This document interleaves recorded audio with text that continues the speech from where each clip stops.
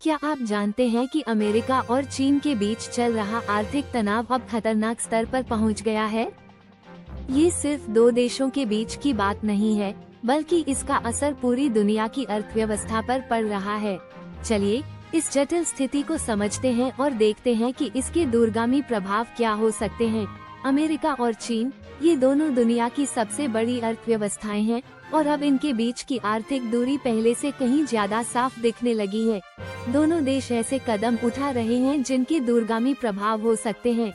ये स्थिति राष्ट्रपति डोनाल्ड ट्रंप की टैरिफ नीति से और खराब हो गई थी, जिसका मकसद चीन पर आर्थिक दबाव बढ़ाना था।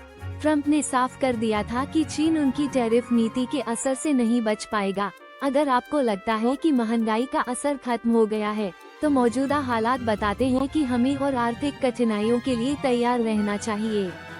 अमेरिका अब अपने उपभोक्ता बाजार को चीन के खिलाफ एक हथियार के रूप में इस्तेमाल कर रहा है।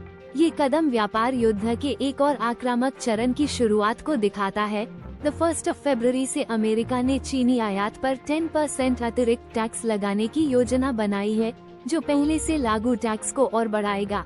इस कदम से कुछ उत्पादों जैसे स्टील पर टैक्स 50% से बढ़कर 60% हो सकता है।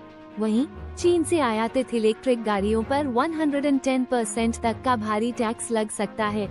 ये फैसले अमेरिका चीन व्यापार युद्ध के बढ़ते तनाव और इसके संभावित विनाशकारी प्रभावों को दर्शाते हैं। चीन ने स्पष्ट कर दिया है कि वह इस आर्थिक संघर्ष में पीछे नहीं हटेगा।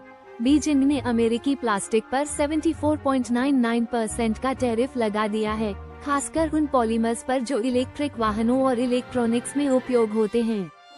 ये कदम एक रणनीतिक चेतावनी है जो ये दर्शाता है कि चीन उन उद्योगों को निशाना बना रहा है जहां उसने लगभग आत्मनिर्भरता हासिल कर ली है। चीन का उद्देश्य अपने घरेलू उद्योगों को किसी भी बड़े व्यवधान से बचाना है। उसकी रणनीति का मुख्य आधार स्थिरता है, क्योंकि कीमतों में अचानक वृद्धि या नौकरी के नुकसान से उसकी आर्थिक मजबूती पर असर पड़ सकता है। चीन का पेट्रोकेमिकल सेक्टर उसकी आर्थिक ताकत का एक प्रमुख स्तंभ है। इस उद्योग में चीन ने पिछले कुछ वर्षों में जबरदस्त प्रगति की है और अब ये क्षेत्र चीन के लिए एक महत्वपूर्ण आय का स्रोत बन चुका है। विशेष रूप से मेथेनॉल और ग्लाइकोल जैसे महत्वपूर्ण पेट्रोकेमिकल्स उत्पादों के उत्पादन में चीन लगभग आत्मनिर्भर हो चुका है। इसका मतलब है कि चीन को इन उत्पादों के लिए अब अन्य देशों से आयात करने की आवश्यकता नहीं है और यह उसकी औद्योगिक शक्ति को और मजबूत करता है। अमेरिका से चीन को एथिलीन का निर्यात, जो 2012 से लगातार बढ़ता हुआ 10,000 बैरल प्रति माह तक पहुंच गया था, अब पूरी तरह से शून्य पर आ सकता है। इस बदलाव का मतलब ये है कि चीन अपनी आवश्यकताओं को पूरा करने के लिए अब अमेरिका पर निर्भर नहीं रहेगा और यह अमेरिका के तेल और गैस उद्योग के लिए एक बड़ा झटका हो सकता है। चीन के पास दुनिया का सबसे बड़ा रिफाइनरी नेटवर्क है, जो उसे ये सुनिश्चित करने में मदद करता है कि वह अपनी घरेलू ऊर्जा और पेट्रोकेमिकल्स की मांग को बिना अमेरिकी आयात के पूरा कर सके। इस नेटवर्क की वजह से चीन को न केवल पेट्रोकेमिकल्स उत्पादन में आत्मनिर्भरता मिल चुकी है, बल्कि यह उसे वैश्विक ऊर्जा आपूर्ति में एक प्रमुख खिलाड़ी भी बना देता है।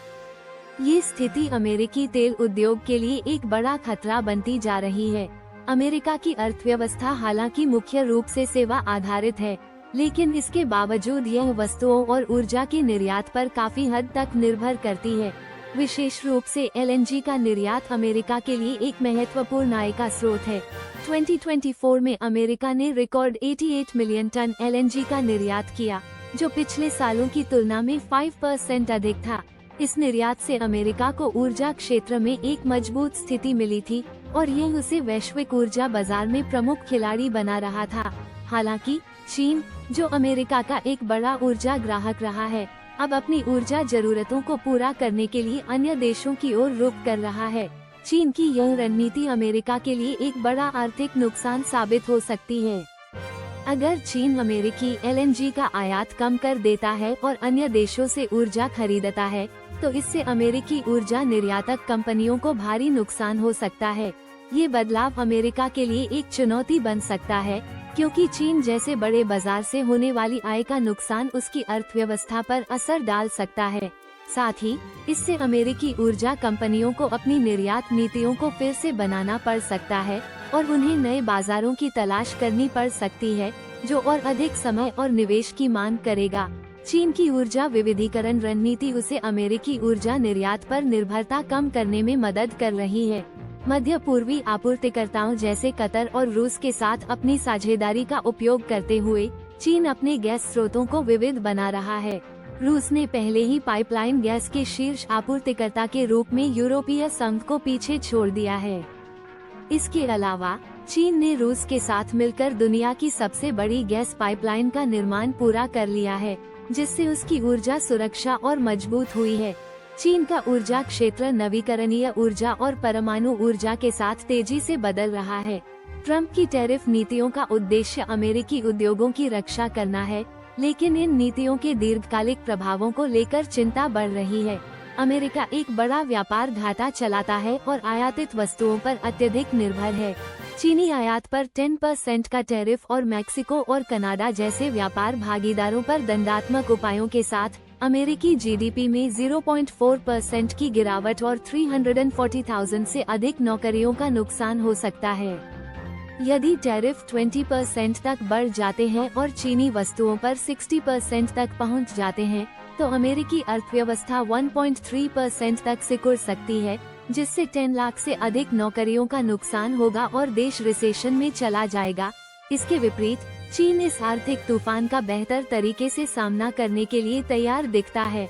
अत्यधिक टैरिफ परिस्थितियों में भी चीन की जीडीपी में केवल 0.1% की गिरावट का अनुमान है और नौकरियों का नुकसान लगभग 58,000 तक सीमित रहेगा।